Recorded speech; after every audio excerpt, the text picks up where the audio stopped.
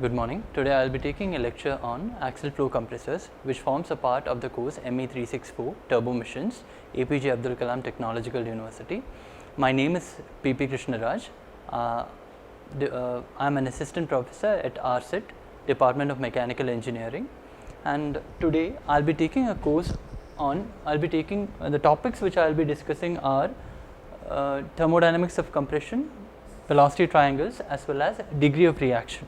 So, the first topic is thermodynamics of compression of an axial flow compressor stage.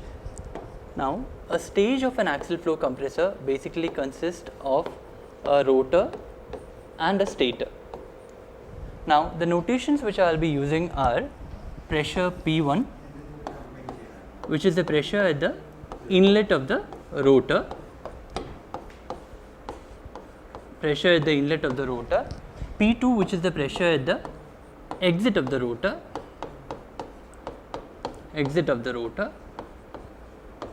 P3, which is the pressure at the exit of the stator. Now, in order to understand the process of compression in an axial flow compressor stage, we will make use of a thermodynamic coordinate diagram, mainly a TS diagram. So, if we are drawing a TS diagram,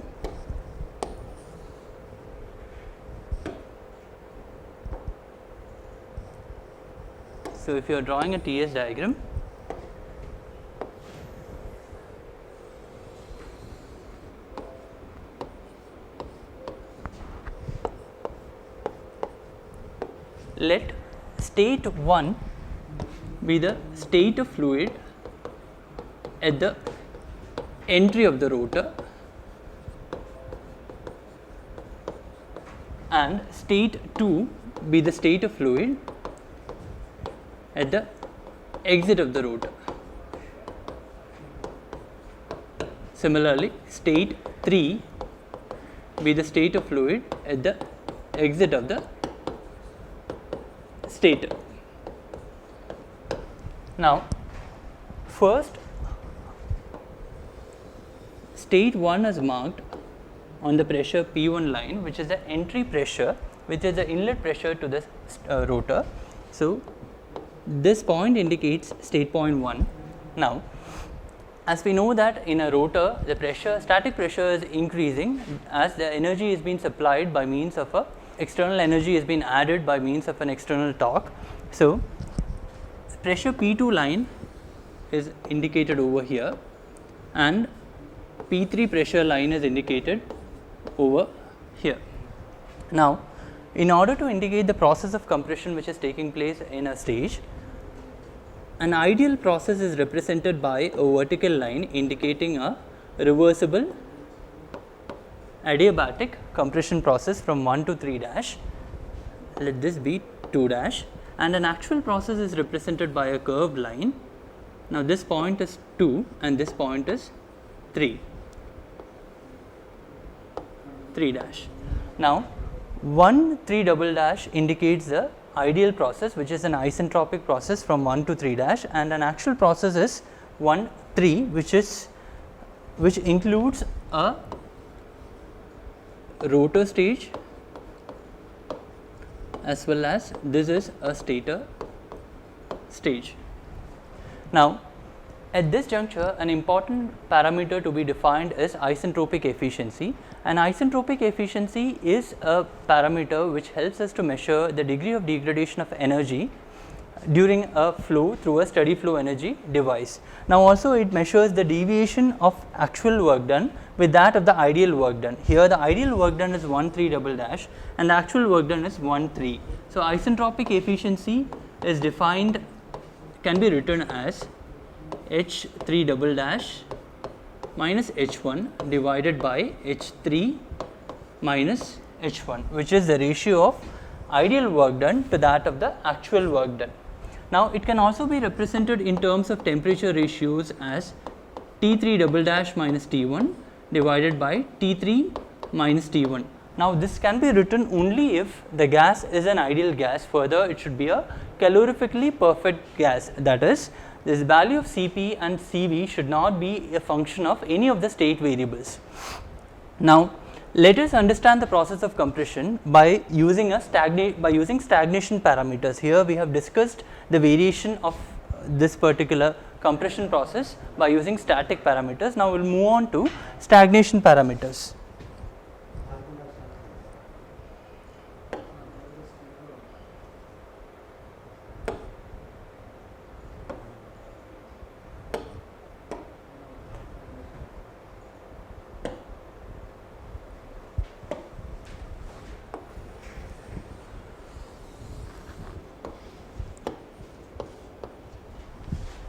Again I will be drawing the TS diagram.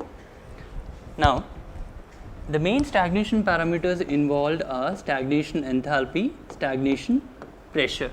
Now the equation for stagnation enthalpy is H naught is equal to H plus V square by 2 and P naught is equal to P plus rho V square by 2, where rho V square by 2 is called as the dynamic pressure.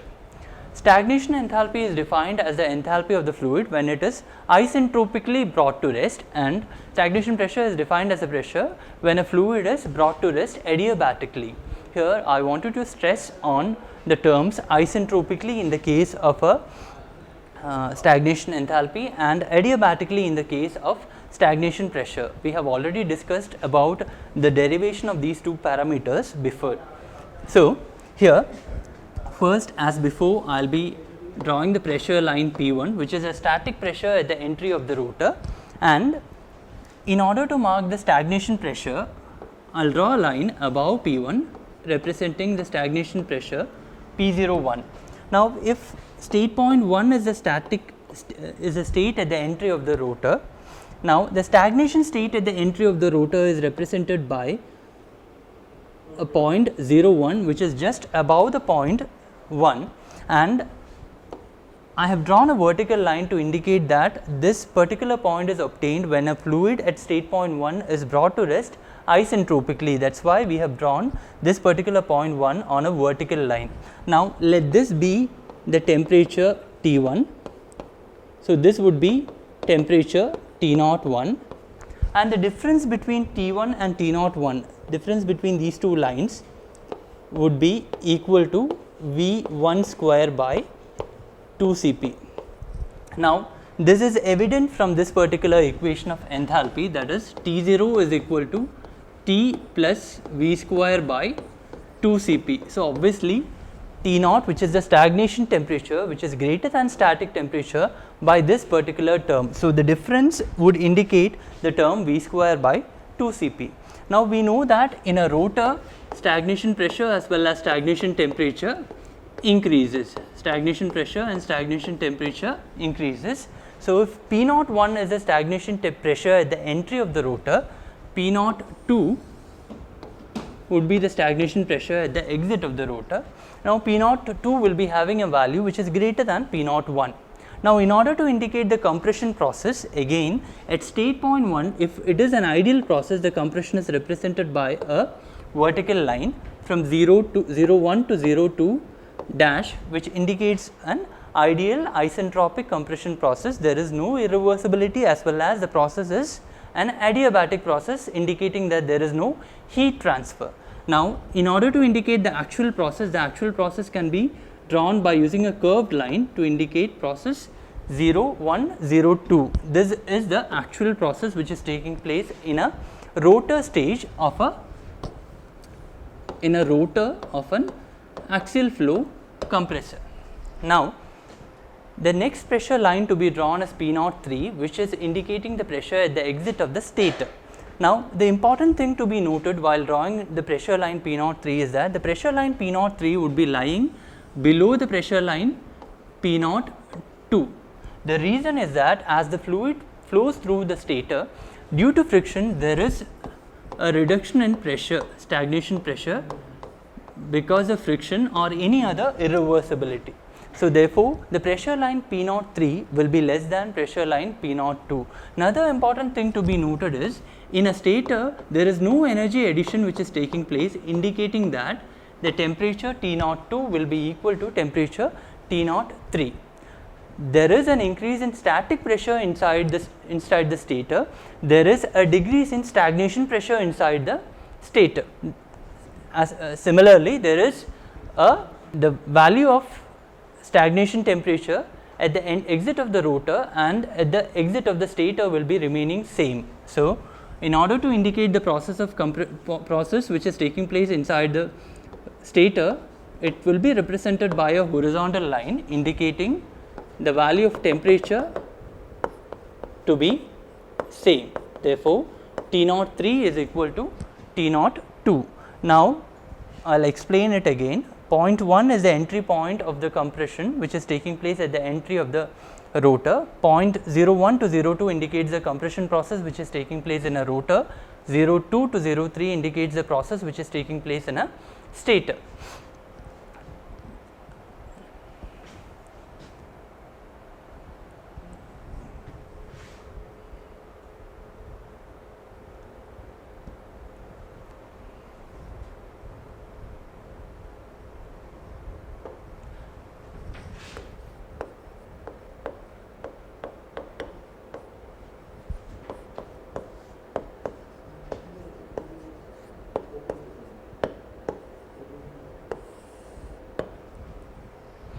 Now, the next topic is velocity triangles.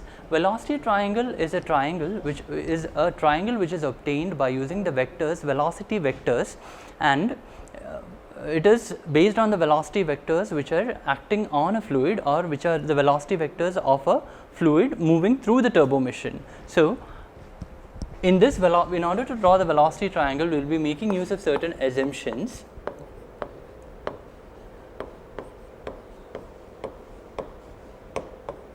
First assumption is that the flow velocity at the inlet will be equal to the flow velocity at the exit. The flow velocity is same as that of the axial velocity. Similarly, the rotor velocity at the inlet will be equal to rotor velocity at the exit, or tangential velocity or tangential speed of the rotor at the inlet will be equal to tangential speed of the rotor at the exit, which will be equal to u, because we are noting this parameter, we are noting this value at a mean diameter of the rotor. So, we will be calculating the value of tangential speed at the inlet as well as the exit at a particular mean diameter. Therefore, these two values will be remaining constant. Moreover, we will be drawing the velocity triangles. We will be drawing the velocity triangles at a mean radial height. We will be drawing the velocity triangles at a mean radial height. Now, going on to velocity triangles, I'll draw a stage of an axial flow compressor. As mentioned before, a stage of an axial flow compressor basically consists of a rotor and a stator. Now,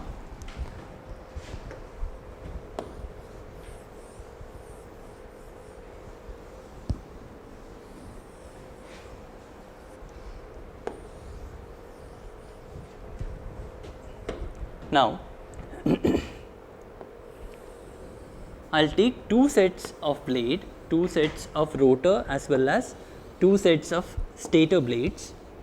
Now, the blades would be having an aerofoil profile.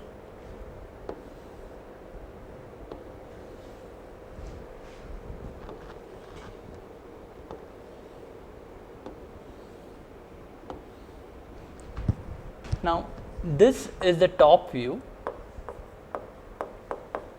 of an axial flow compressor, and this is the axial direction. This is the axial direction. Now, in order to conceive this, we have to look at it in a manner that this is a rotor blade and this would be the tangential speed of the rotor. So, the rotor is rotating perpendicular to the plane of the board. Okay, the rotor is rotating perpendicular to the plane of the board, and the fluid is coming at a velocity. The fluid is coming at a velocity v1, where v1 is the absolute velocity and it makes an angle of alpha 1. Now, there are certain notations to be indicated over here, which are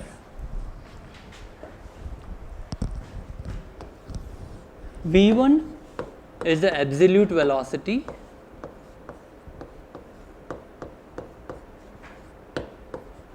at inlet, of rotor, absolute velocity at the inlet of the rotor. V2 is the absolute velocity at the exit of the rotor, absolute velocity at exit of the rotor. V3 is the absolute velocity at the exit of the stator. Similarly, VR1 and VR2 are the relative velocity components at the inlet and exit of rotor. Alpha 1, alpha 2 and alpha 3 are the nozzle angles at the rotor inlet, rotor exit as well as the stator exit. Similarly, beta 1 and beta 2 are the blade angles at the rotor inlet as well as the rotor exit. Now, here V1 is the absolute velocity or the velocity with which the fluid is approaching the vane. Now, it makes an angle of alpha with the tangential direction. This is the with the axial direction. This is the axial direction and this is the tangential direction. Similarly, V2, which is the absolute velocity at the exit of the rotor, makes an angle of alpha 2 with the axial direction. Similarly, V3, which is the absolute velocity at the exit of the stator, makes an angle of alpha 3 with the axis of the rotor or with the axial direction. Now, this is the rotor and this is the stator vane. Now, if I have to draw the velocity triangles, normally when we refer to velocity triangles, we will be referring to the triangles which are at the inlet as well as the exit of the rotor. So, as I have mentioned before, V1 is the velocity with which the fluid approaches the vane. It makes an angle of alpha 1 with the axial direction. Now, we have another vector which is u, which is the tangential speed of the rotor. So, this is the vector u. Now, as per the law of triangles of velocity vectors, law of triangles of vectors, we know that the enclosing side would be VR1, which is the vector difference between the velocity vectors V1 as well as u. So, this angle would be beta 1. So, beta 1 is the vane angle or the angle at which the fluid actually strikes over to this particular rotating vane. Now, the fluid flows over this vane and glides smoothly over this vane, making an angle of beta 1, or beta 1 is our blade angle at the entry. Now, similarly, if I am drawing the velocity triangle at the exit of the rotor, we have the velocity vector V2, which is making a angle of alpha 2 with axial direction. We have the same velocity, we have the same vector tangential representing the tangential speed of the rotor, and also the velocity vector VR2, which is the resultant vector, So, this makes an angle of beta 2 with respect to axial direction. Now, this is the inlet velocity triangle. Similarly, this is the exit velocity triangle of an axial flow compressor. Now, in order to derive the equation for work done,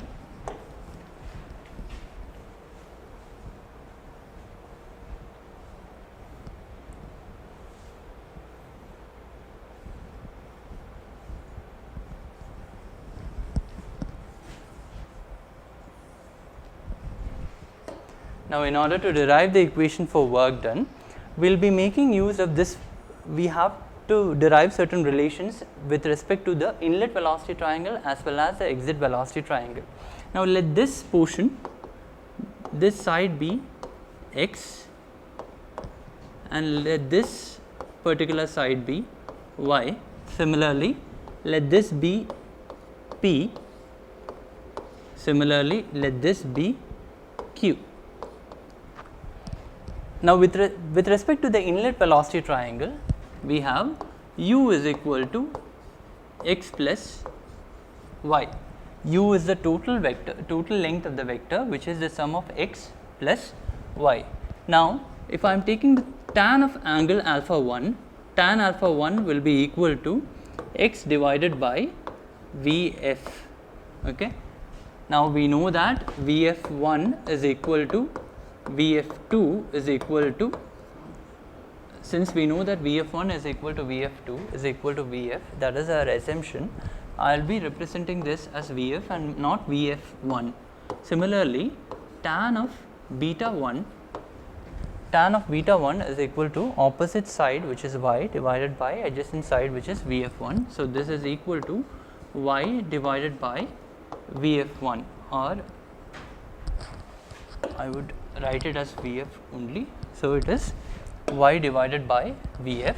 So, from this I will get x is equal to Vf tan alpha 1 and y is equal to Vf tan beta 1. So, let this be A and let this be equation number B. If I am substituting A and B in equation number 1, I would get u by Vf is equal to tan of alpha 1 plus beta 1. Now, this is an important relation, so I will put it in a box. Similarly, if I am making use of this outlet velocity triangle, I can derive a similar relation, which is u by Vf is equal to tan of alpha 2 plus tan beta 2. This is also an important relation. Now, in order to derive the equation for work done per unit mass flow rate as the fluid flows through through an axial flow compressor stage, we would make use of Euler's equation. So, I would rub this off.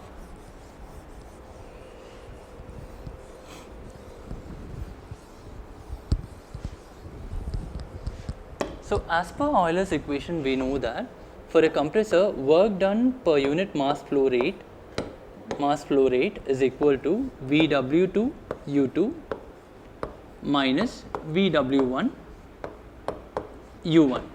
Now, in the case of an axial flow compressor, since U2 is equal to U1, the equation would be Vw2 minus Vw1 into U. Now, Vw1, which is the parameter x, which I have written over here, Vw1 can be written as Vf tan alpha 1. This is from inlet velocity triangle. Similarly, Vw2 can be written as Vf tan alpha 2. This is from outlet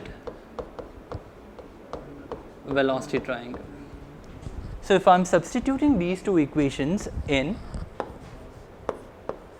equation number B, I would get work done per unit mass flow rate is equal to U into Vf into tan of alpha 2 minus tan of alpha 1. This is an important relation indicating the work done in an axial flow compressor stage. Now,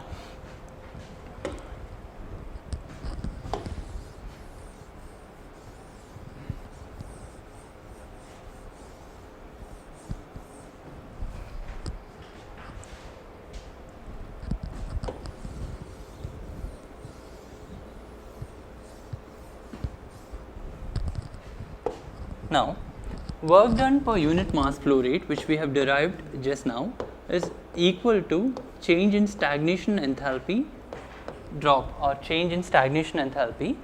So, this would be equal to Cp into change in stagnation temperature.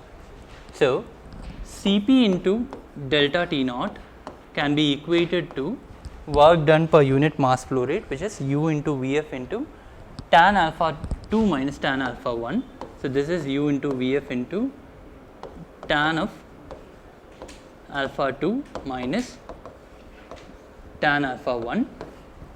So, from this I would get a relation for stagnation temperature drop in an axial flow compressor stage. So, this is tan U into Vf into tan alpha 2 minus tan alpha 1 divided by Cp.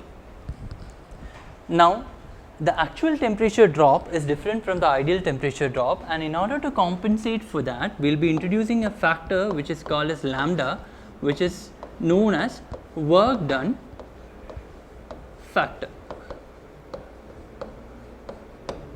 So, work done factor is introduced because of the change in the value of Vf across a stage or across a number of stages. If we are taking an axial flow compressor, it consists of n number of stages, and in one stage the value of Vf1 would be different from the fourth stage. If the value of Vf1 in the fourth stage is different from that of the value of Vf1 in the first stage, in order to contribute for that, in order to compensate that, we will be introducing this particular factor.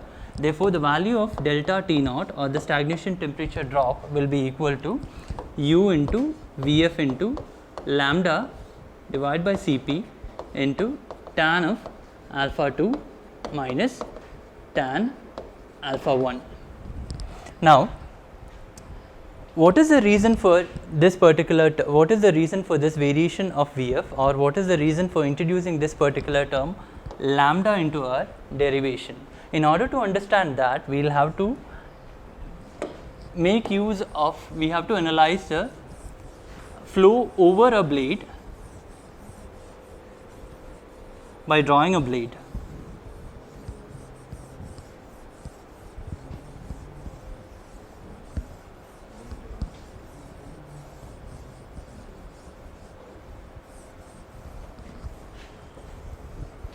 So, in order to understand the effect of this particular parameter or the reason for introducing this particular parameter, I will analyze that by drawing a blade.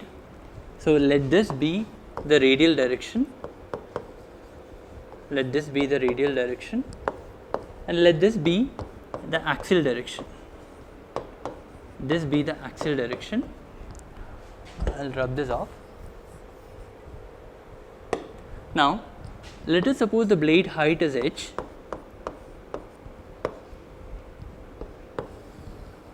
Let us suppose the blade height is h. The ideal variation of velocity is shown by this particular line. So, ideal variation of velocity is that Vf is constant, Vf variation.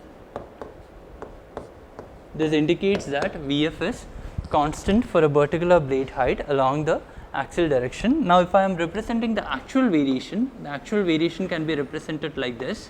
Now, from this Vf actual variation, from this what we can understand is there is a drastic variation between the actual Vf as well as the ideal Vf at the blade tip as well as the blade hub. So, if I am writing the equation for work done per unit mass flow rate, this is U into Vf into tan of alpha 2 minus tan alpha 1. Now, from the relations which we have already derived, this can be rewritten as V into Uf into U by Vf minus tan beta 2 minus tan alpha 1. So, for a fixed value of alpha 1 and beta 2 and a particular speed of our rotor, which is u, I can write an equation for work done per unit mass flow rate as a function of Vf.